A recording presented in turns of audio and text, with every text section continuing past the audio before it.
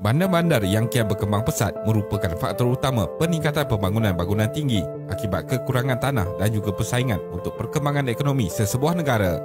Fungsi dan cara pembinaan bangunan tinggi ini juga berubah mengikut peredaran masa, termasuklah dari segi kos, bahan-bahan binaan dan juga reka bentuk.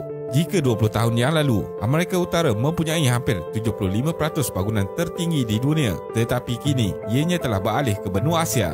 Kos pembinaan bangunan-bangunan ini juga telah meningkat kerana kerumitan pendekatan kejuruteraan yang diperlukan untuk menjadikannya lebih tinggi dan lebih tinggi lagi.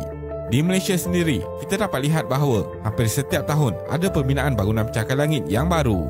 Jadi, dalam video kali ini, kita akan melihat kenapa bangunan-bangunan pencakar langit ini lebih banyak dibina di negara-negara Asia. Teruskan menonton. Pertumbuhan ekonomi yang pesat digabungkan dengan peningkatan dalam perjalanan perniagaan antarabangsa ditambah pula dengan penduduk kelas pertengahan yang semakin ramai akan terus meningkatkan permintaan untuk pembangunan mewah dan bangunan-bangunan pencakar langit. Faktor kekurangan tanah juga menjadi punca utama bagi pembinaan bangunan-bangunan tinggi ini supaya dapat menampung lebih banyak unit kediaman dalam satu unit tanah yang bersaiz kecil. Sejak bangunan pencakar langit pertama dibina pada tahun 1880-an, bangunan tinggi adalah cara sesebuah negara itu mengumumkan kedatangannya ke pentas dunia. Didorong oleh ekonomi yang pesat membangun dan penduduk bandar yang terus berkembang, negara-negara Asia telah banyak membina bangunan pencakar langit dalam tempoh kebelakangan ini berbanding yang dilakukan oleh Amerika Syarikat sepanjang abad ke-20.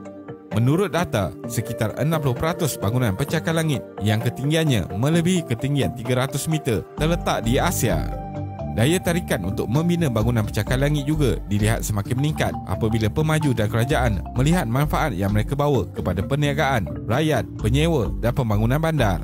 Ini menjadikan bangunan pencakar langit menjadi perkara penting dalam agenda pembangunan sesebuah negara, didorong oleh pengembangan ekonomi yang pesat, persaingan antara bandar dan usaha untuk memaksimumkan nilai tanah.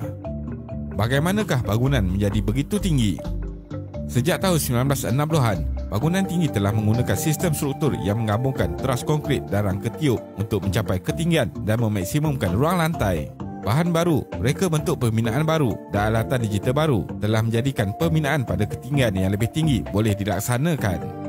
Bangunan di atas ketinggian 300 meter dipanggil pencakar langit super tall, manakala bangunan jenis pencakar langit yang melebihi ketinggian 600 meter pula dipanggil bangunan mega tall.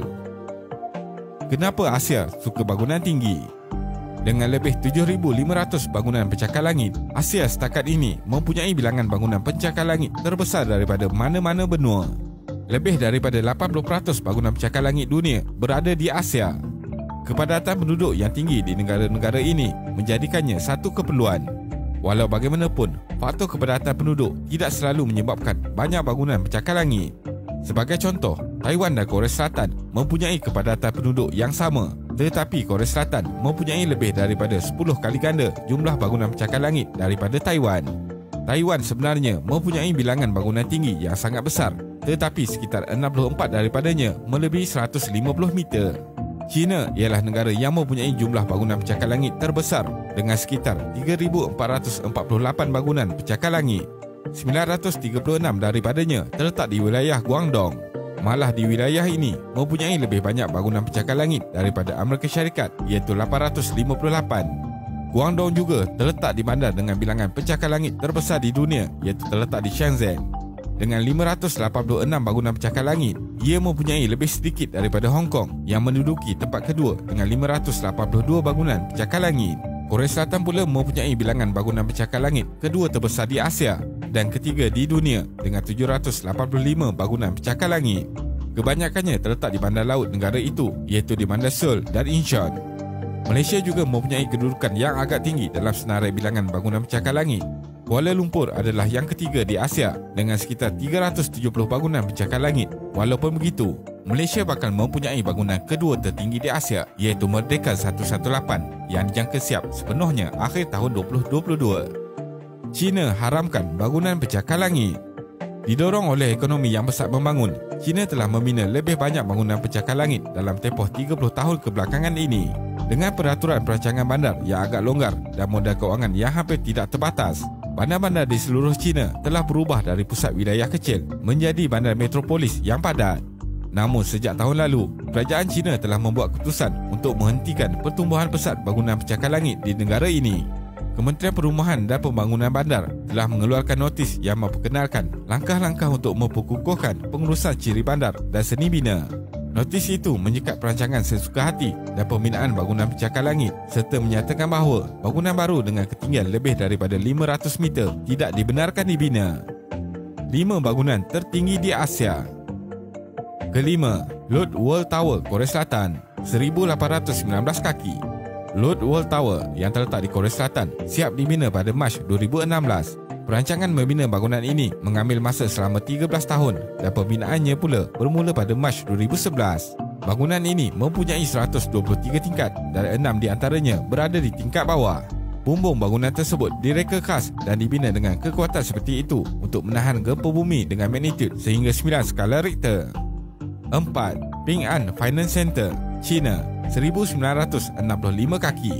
Pusat kewangan antarabangsa Ping An terletak di Shenzhen mempunyai ketinggian 1,965 kaki. Bangunan ini telah dirasmikan pada tahun 2015, namun kerja-kerja pembinaan masih diteruskan sehingga tahun 2017. Bangunan ini mempunyai pusat persidangan, hotel dan terdapat juga ruang niaga di dalam sebuah pusat membeli belah mewah. Ia juga merupakan pejabat Ping An Insurance. 3. Makkah Royal Clock Tower, Arab Saudi, 1,972 kaki. Menara jam di Raja Mekah adalah bangunan ketiga tertinggi di dunia dengan ketinggian 1,972 kaki. Bangunan yang terletak di Mekah ini adalah milik Kerajaan Arab Saudi. Ia merupakan sebuah hotel setinggi 120 tingkat dan telah siap dibina oleh Saudi Bin Laden Group yang merupakan firma pembinaan terbesar di Arab Saudi. Bangunan ini selesai dibina pada tahun 2012. Dimensi jam tersebut mempunyai keluasan 141 kaki persegi dan menjadikannya menara jam yang terbesar di seluruh dunia. Kedua, Shanghai Tower, China, 2,073 kaki. Menara Shanghai mempunyai 121 tingkat dengan bangunan setinggi 2,073 kaki. Pembinaan Menara Shanghai bermula pada tahun 2006 dan mengambil masa selama 8 tahun sebelum siap pada bulan Mac 2014. Bangunan ini juga mempunyai dek pemerhati tertinggi di dunia. Jumlah kos pembinaan bangunan ini adalah sebanyak 4.2 bilion US dollar. Burj Khalifa, Dubai, 2,717 kaki. Burj Khalifa yang pada awalnya dikenali sebagai Burj Dubai merupakan menara atau bangunan paling tinggi di dunia. Dengan ketinggian setinggi 2,717 kaki dan 163 tingkat, bahan utama yang digunakan untuk membina bangunan ini ialah keluli dan konkrit. Bangunan ini merupakan projek yang dibiayai oleh Kerajaan Emirat Arab Bersatu untuk mengalihkan ekonomi negara tersebut dari sumber berasaskan minyak kepada salah satu pusat pelancongan dan perkhidmatan. Kesimpulannya, bandar yang kian berkembang pesat, khususnya di benua Asia, menjadi faktor utama peningkatan pembangunan bangunan pencakar langit. Ini juga disebabkan oleh masalah kekurangan tanah selain persaingan untuk perkembangan ekonomi sesebuah negara. Dengan adanya bangunan pencakar langit ini, ia sekaligus mampu menarik lebih ramai pelancong untuk datang ke negara tersebut dan seterusnya mampu menjana pendapatan dan meningkatkan ekonomi rakyat di negara itu. Terima kasih kerana menonton dan jangan lupa subscribe. Jumpa lagi.